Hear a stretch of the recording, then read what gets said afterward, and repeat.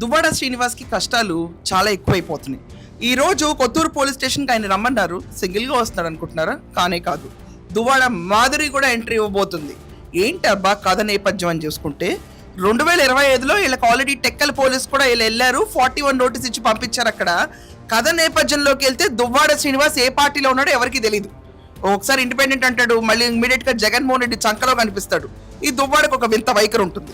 ఇది కాకుండా వ్యాపారవేత్తగా విశాఖపట్నంలో కూడా ఎస్టాబ్లిష్ అవుదామని, ఇది కాకుండా మన ఆంధ్ర జనాలకు కూడా తీసుకొచ్చి ఒకలా సిల్క్స్ ఇంట్రడ్యూస్ చేద్దామని వాళ్ళు కొత్తగా స్టోర్ కూడా ఓపెన్ చేస్తారు. నేపథ్యంలోకి వెళ్దాం అసలు కథలోకి. ఇవాళ దువ్వాడ అరెస్ట్ అవుతాడన్న రూమర్ చాలా గట్టిగా వినిపిస్తుంది బయట.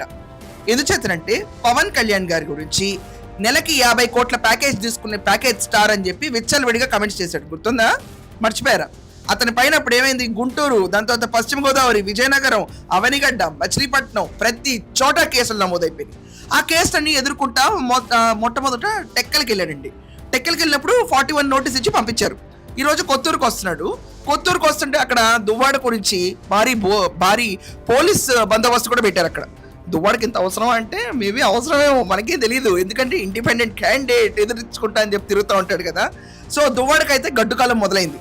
ఇవాళ అసలు ఎందుకు మాట్లాడావు నువ్వు, నీకేం దోలొచ్చింది, 50 కోట్ల ప్యాకేజ్ అని ఏంటి మాట్లాడావు? ప్రతి ఒక్కళ్ళు పవన్ కళ్యాణ్ గారి గురించి ప్యాకేజ్ స్టార్ అన్నట్టు మాట్లాడతారు వైసీపీలో. ఇది వాళ్ళకి ఒక ఆన్వాయితీ అయిపోయింది. అదే వైసీపీ సిలబస్ ని ఎప్పుడు బ్లడ్ లో ఎక్కించుకున్న దువ్వాడకి ఇది నార్మలే. దువ్వాదంటేనే ఒక వివాదం, మాధురి అంటే ఒక రెబెల్. ఇది అందరికీ తెలిసిన విషయమే. ఎందుకంటే వాళ్ళు అలా చేస్తూ ఉంటారు, ప్రజలందరినీ రెచ్చగొట్టి కొత్త రూల్స్ క్రియేట్ చేసి మళ్ళీ ఆదర్శ దాంపత్యంగా ఉంటారు.